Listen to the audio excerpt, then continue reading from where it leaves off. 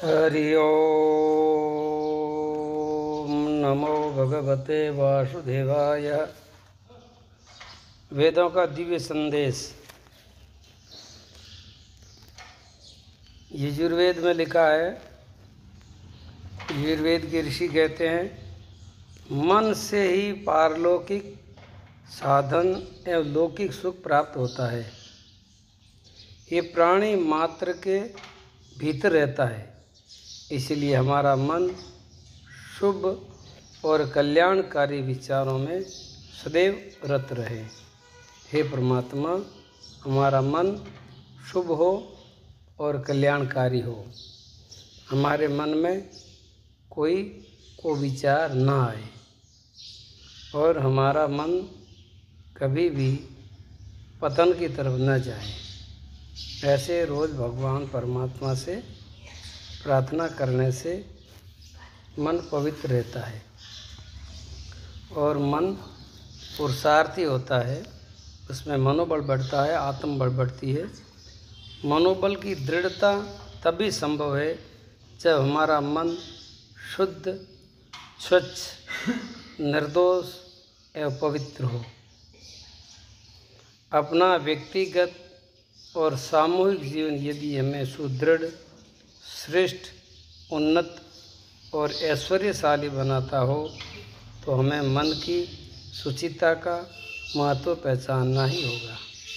मन का कूड़ा करकट बिल्कुल साफ करना होगा।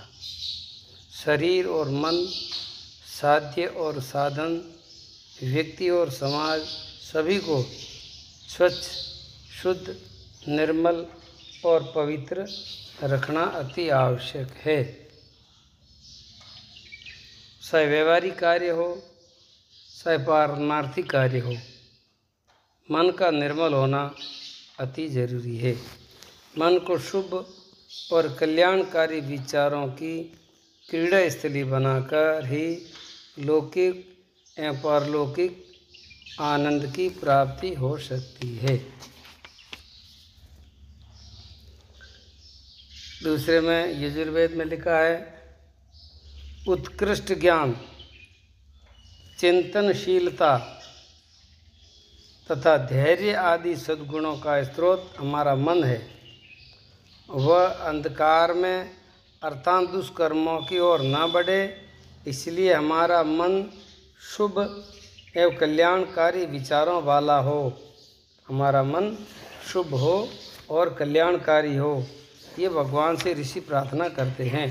अब आगे लिखता है यजुर्वेद में, जो नाश रहित भूत, भविष्यत और वर्तमान का योग साधन द्वारा जो ज्ञान प्राप्त करता है, जिससे जीवन यज्ञ के संपूर्ण कार्य विधिवत पूरे होते हैं, वह हमारा मन शुभ हो और कल्याणकारी विचारों से युक्त हो।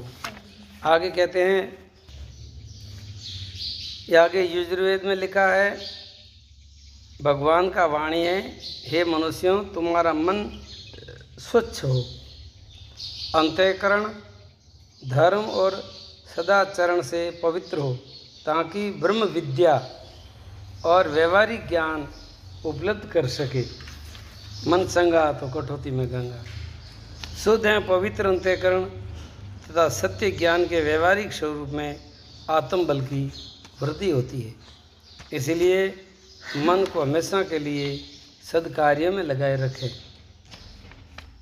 आगे यजुर्वेद में लिखा है, जिस प्रकार सारथी अपने 10 घोड़ों को वश में रख कर के चलाता है, हे मनुष्यों, उसी प्रकार तुम भी अपने मन द्वारा 10 इंद्रियों को अपने काबू में रखो। इसके लिए तुम्हें संकल्पवान होना पड़ेगा। खुद के साथ संकल्प करके और अपने खुद के विकारों के ऊपर आपको विजय करनी पड़ेगी। आप संकल्प कीजिए, ये मुझे नहीं करना है और ये मुझे करना है। यानी शास्त्र वेद कहते हैं वो कार्य मुझे करना है और वेद मना करते हैं वो कार्य मुझे नहीं करना है। ऐसा दृढ़ संकल्प करोगे तो आपका मनोबल बढ़ेगा और आपका आत्मबल बढ़ेगा और आपके जीवन में ज्ञान की वृद्धि होगी। यदि हम ऐसा करने का आत्मबल और दृढ़ इच्छा शक्ति विकसित कर लेंगे तभी हम अपने मानव जीवन का लक्ष्य प्राप्त कर सकेंगे।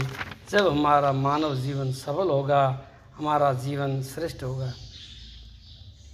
आगे अथर्ववेद में लिखा है, जिस प्रकार सूर्य पृथ्वी एक नियम व्यवस्था से वर्षा, प्रकाश, अन्न के द्वारा प्रजा का हित संपादन करते हैं, वैसे मनुष्यों को भी चाहिए कि वे इंद्रियों को नियमित बनाकर लोग मंगल कार्य में लगे रहें और स्वयं अपराधों से बचने का प्रयत्न करते रहें और दूसरों को भी अपराधों से मुक्त करने का प्रयत्न करें। खुद पवित्र रहें, दूसरों को पवित्र रास्ते पर चलाएं। जैसे सूर्य हमेशा के लिए उदय होता है, लोगों को प्रकाश देता है, इंद्र बरसात करता है, धरती माता अनाज पैदा करती है, हे सबों के दूसरों के लिए। सूर्य का प्रकाश सूर्य के कुछ काम आता है? नहीं आता है, खुद के अपने लिए काम आता है। धरती इतना अनाज पैदा करती है, खुद खाती है क्या? दूसरों के लिए। ऐसे ही आपका जीवन दूसरों के हित के लिए होना चाहिए, दूसरों के लिए कल्याणकारी हो। आत्मबल से ही ऐसा जीवन हो सकता है, मनोबल से ही ऐसा जीवन होगा। अगर मन में ढीले संस्कार है, मन में प्रमाद है, मन में वासना है, अहंकार है, स्वार्थ है, तो फिर आप जीवन को कभी श्रेष्ठ नहीं बना सकते। आगे लिखा है अथर्ववेद में, मन की अवस्था इंद्रियों के वर्ताव के अनुरूप होती है। ये मनुष्य के हाथ की बात है कि इंद्रियों को चाहे सदुपयोग करे या दुरुपयोग करे, ये अपने हाथ की बात है, दूसरा कोई नहीं आएगा। अपने इंद्रियों को और मन को अच्छे कार्य में लगाना है, ये सदुपयोग है, और बुरे कार्य में लगाना ये दुरुपयोग है। तो दुरुपयोग करना, सदुपयोग करना अपने ही हाथ की बात है, इसमें दूसरे किसी की हाथ की बात नहीं है। इसलिए सदा इंद्रियों की उत्तेजना से बचने का प्रयत्न करना चाहिए।